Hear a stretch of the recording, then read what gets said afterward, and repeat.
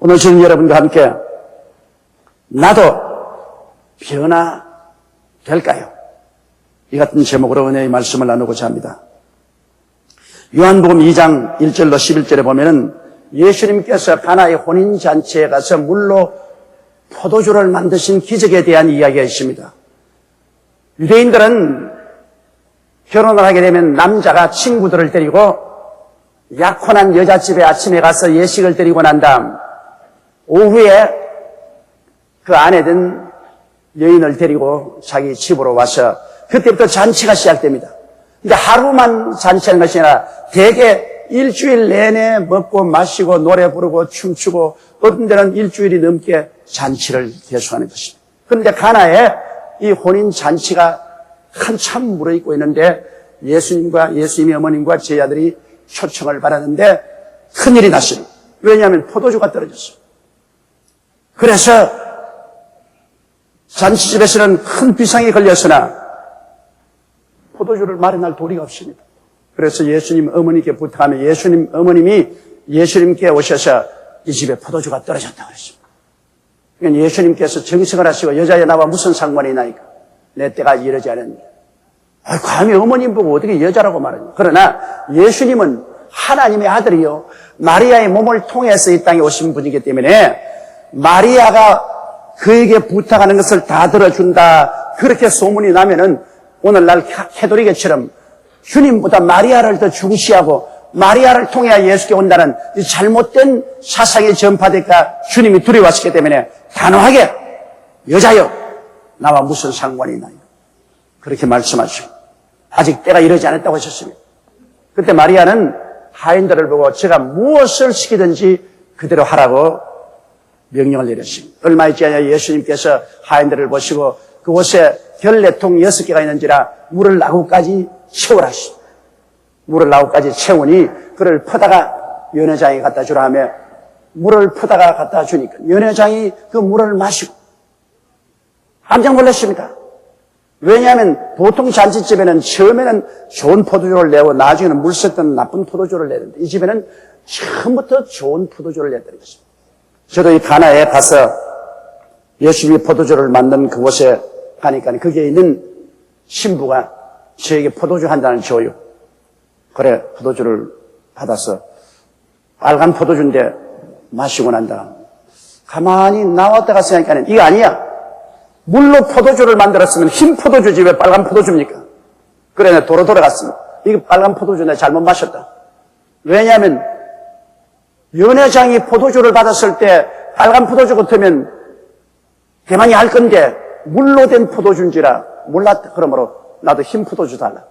그러니까 도로 흰 포도주를 갖다 줘서 포도주 2잔 거기에서 마셨습니다. 여러분 여기에서 우리 주님께서 물을 변하여 포도주로 만드는 위대한 기적을 베풀었습니다.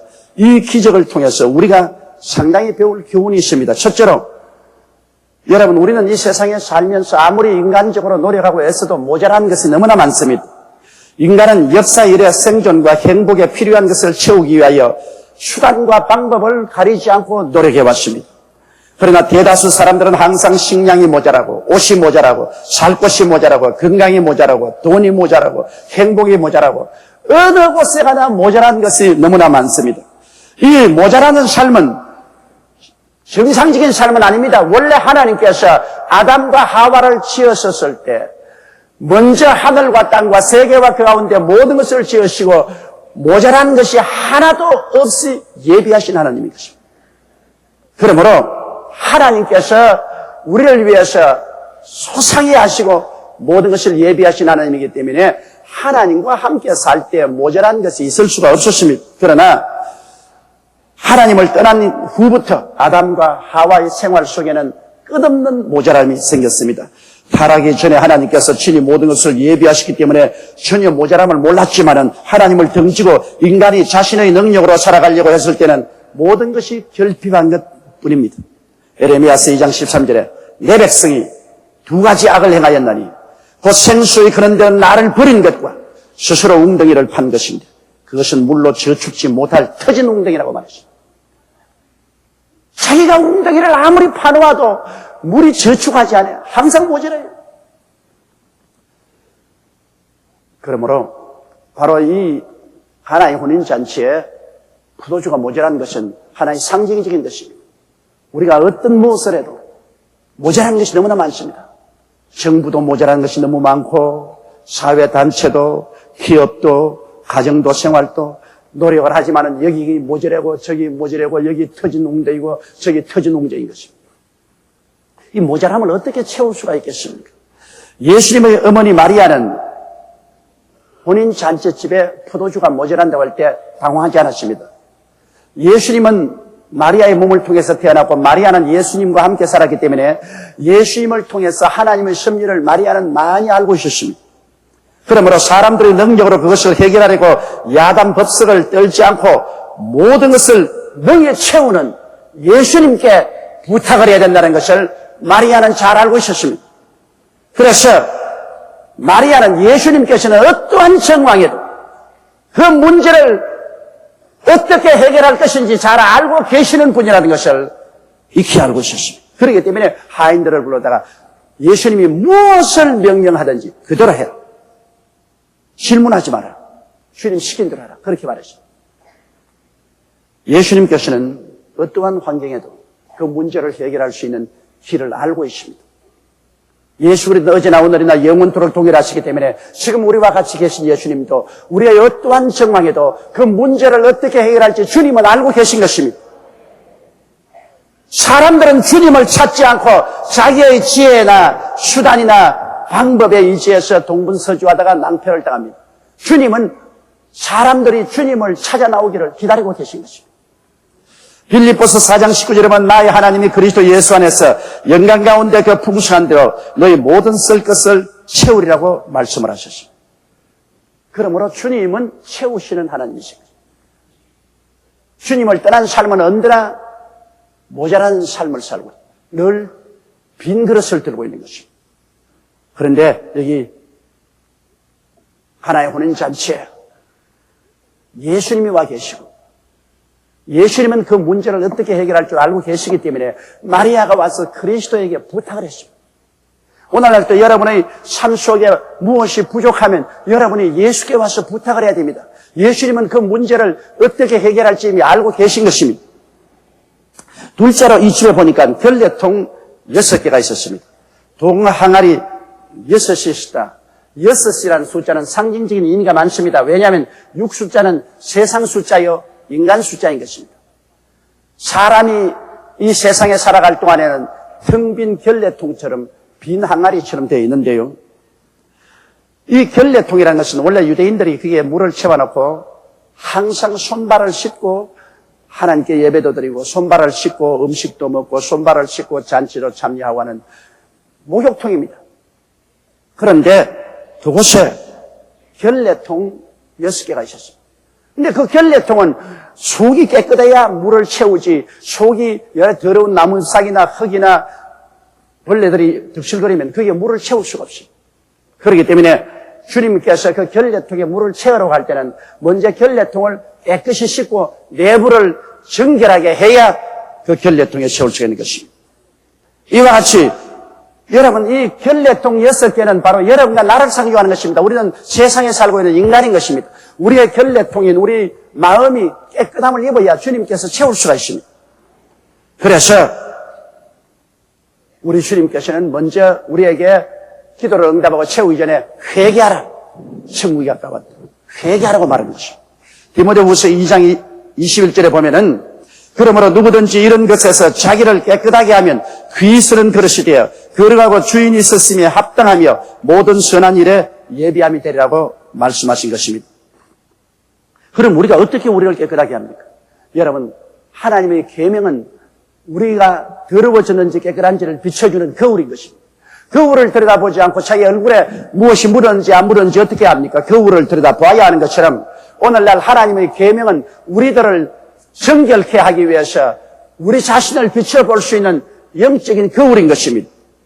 그러므로 계명에 비추어서 우리 자신을 정결케 해야 됩니다. 시편 119편 105절에 주의 말씀은 내 발의 등이요 내 길의 빛이라고 했습니다. 우리에게 등이요 빛이 되어서 어두움을 밝혀 주어야 되는 것입니다. 그러면 그 결례통에 물로 채우라고 했습니다.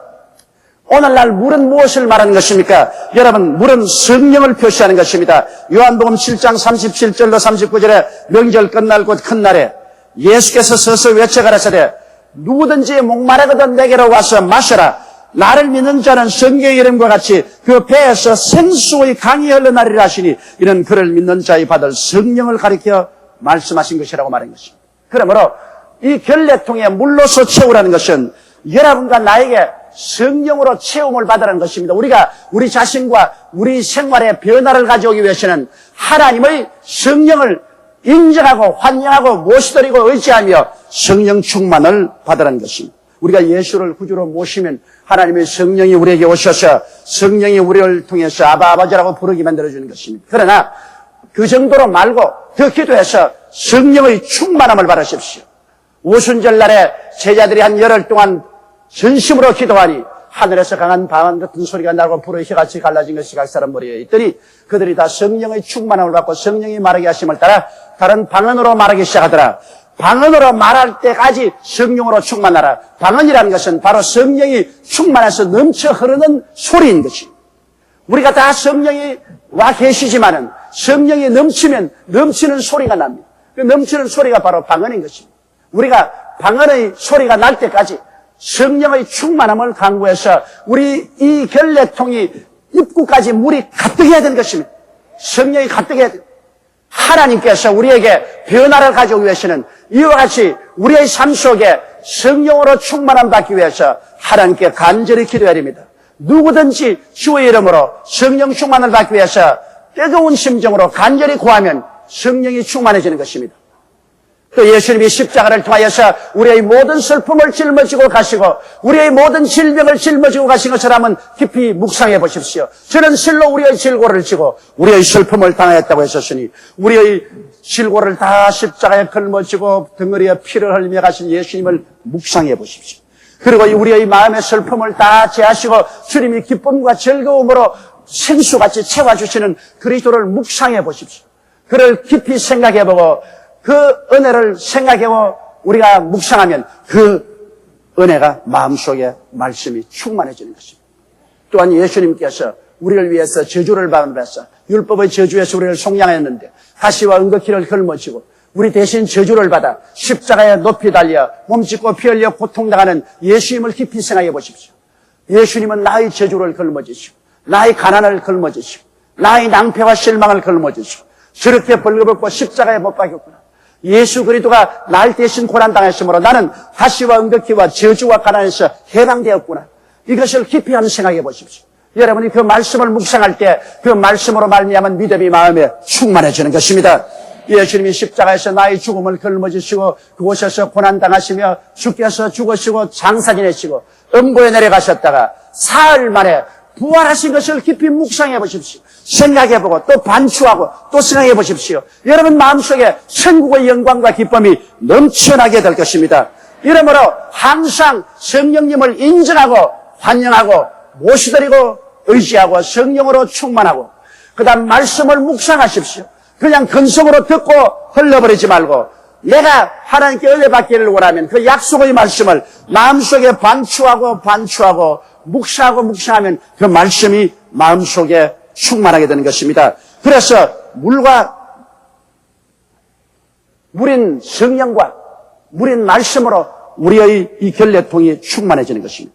그럼 네 번째, 떠서 연회장에게 갖다 주라고 말해요. 이 떠 간다는 말은 바로 기도를 표시하는 것입니다. 요한복음 14장 13절로 14절에 너희가 내 이름으로 무엇을 구하든지 내가 시행하리니 이는 아버지로 하여금 아들을 인하여 영광을 얻으시게 하리 함이라. 내 이름으로 무엇이든지 내게 구하면 내가 시행하리라. 이제 말씀도 충만하고 성령도 충만하기 때문에 기도로서 휘저으면 하나님의 능력으로 기적이 일어나기 시작하는 것입니다. 결례통에 물을 채워놓고 이제 하인들이 그 물을 뜰 때 그 물이 포도주로 변한 것처럼 여러분 속에 하나님의 성령이 충만하고 말씀이 충만하면 기도로서 성령과 말씀이 충만한 우리의 속을 이렇게 휘저으면 하나님의 능력이 나타나서 변화가 다가오는 것입니다. 여러분의 삶 속에 생각할 수 없는 변화가 다가옵니다. 악한 자는 선한 자로 변화되는 것입니다. 흉한 자는 이로운 자로 변화되는 것입니다. 톨스토이가 말하기를 자기는 예수를 믿기 전에 굉장히 악한 사람이었는데, 추한 사람이었는데, 그가 성경을 읽고 예수를 믿자 말자, 그 다음 주님께서 그에게 와서 그의 악한 생각을 선한 생각으로, 악한 마음을 선한 마음으로, 추한 삶을 거룩한 삶으로 변화시켜 주었다고 그는 간증을 했었습니다. 오늘날 그리스도 교회의 위대한 것은 종교가 아니라 변화시켜 주는 것이기 때문인 것입니다. 우리의 삶 속에 들어와서 음란하고 방탕한 자는 거룩한 자로, 술주행뱅이는 깨끗한 사람으로, 도박하는 자는 도박에서 벗어나고, 허랑방탕하는 자는 정상적인 삶으로 돌아오는 변화의 역사가 일어나는 것은 성령과 말씀이 와서 우리를 물로 포도주를 변화시키는 것처럼 변화를 가져오게 되는 것입니다. 우리 마음속에 믿음, 소망, 사랑으로 채워주시고, 의와 평강과 희락으로 채워주시고, 긍정적이고 적극적이며 창조적이고 생산적인 마음으로 채워주시는 것입니다. 지킬 만한 것보다 내 마음을 지켜라. 생명의 근원이 이에서 남이라고 말씀한 것입니다. 우리의 성공 실패는 우리 마음에서 나오는 것입니다. 눈에 안 보이는 마음에 이루어진 것이 밖으로 넘쳐나오는 것입니다. 마음의 변화가 와야 가정도 변화되고, 마음의 변화가 와야 사회도 변화되고, 마음의 변화가 와야 국가도 변화되는 것입니다. 창세기에 보십시오. 땅이 공허하고 혼돈하며 흑암의 깊음 위에 설 때 이것을 어떻게 변화시킵니까? 그러나 성경은 분명히 말하기를 하나님의 신이 수면에 운행하시더라. 땅이 공허하고 혼돈하며 흑암의 깊음 위에 설 때 성령이 운행하실 때 그때 말씀이 주어졌습니다. 그러자 말씀과 성령이 역사하며 빛이 있어라. 흑암 가운데 빛이 생겨났습니다. 궁상이 생겨나라. 하늘과 땅 사이에 물이 갈리고 푸른 하늘이 생겨났습니다. 온 세상의 땅에 물은 한 곳으로 모이고 묻이 드러나고 열매 맺는 나무가 생겨나라니 그대로 되었습니다. 성령이 운행하고 주께서 말씀을 주시며 해와 달과 별들이 있으라 하며 그대로 되었으며 공중에 나는 새와 물고기가 있으라고 하니까 그대로 되었었습니다. 그리고 하나님께서는 사람을 흙으로 지어서 생기를 불어넣으니 생명이 되었습니다. 여러분, 다윗은 말하기를 야훼는 나의 목자시니 내게 부족함이 없다고 말한 것입니다. 변화시키는 하나님은 생명을 얻되 넘치게 얻어 여러분의 삶 속에 부족함이 없게 만들어주시는 것입니다. 그렇기 때문에 오늘 또 이 시간에 예수님께서 두 손을 활짝 내미시고 수고하고 무거운 짐진 자들은 다 내게로 오라. 내가 너희를 쉬게 하겠다고 말씀하는 것입니다. 예수께로 나오십시오. 예수께 여러분의 생명과 운명을 내 맡기십시오.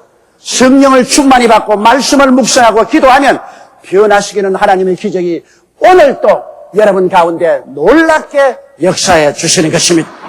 우리 다 같이 고개 숙여 기도드리겠습니다. 사랑이 많으시고 거룩하신 하나님 아버지, 예수님의 사랑은 우리를 찾아오셔서 우리에게 변화를 일으켜 주심을 감사합니다. 우리의 운명과 환경을 변하실 뿐 아니라 우리의 마음의 성품을 변화시켜 주시니 감사합니다. 오 하나님 아버지여, 이 땅에 변화가 필요하지 없는 것이 어디 있습니까? 우린 모든 면에 모두 변화를 받아야 됩니다. 그래야 내일은 오늘보다, 다음 달은 금번날보다, 명년은 금년보다 소망찰 수가 있사옵니다. 그 변화의 힘은 예수님 안에 있는 것을 우리는 알고 있습니다. 예수님께서 사망을 철폐하시고 생명으로 큰 변화를 가져온 것을 감사합니다. 변화의 힘인 성령 충만과 말씀 충만과 기도를 가지고 오늘날 우리 모든 생활이 하나의 혼인잔치처럼 변화받게 도와주시옵소서. 오 우리 아버지 하나님이여, 우리 성도들에게 성령으로 충만하게 하여 주시옵소서. 말씀으로 충만하게 하여 주시고 기도가 넘쳐나게 도와주시옵시고 나날이 변화의 기적으로 가득하게 도와주옵소서. 예수님 이름으로 기도드리옵나이다. 아멘.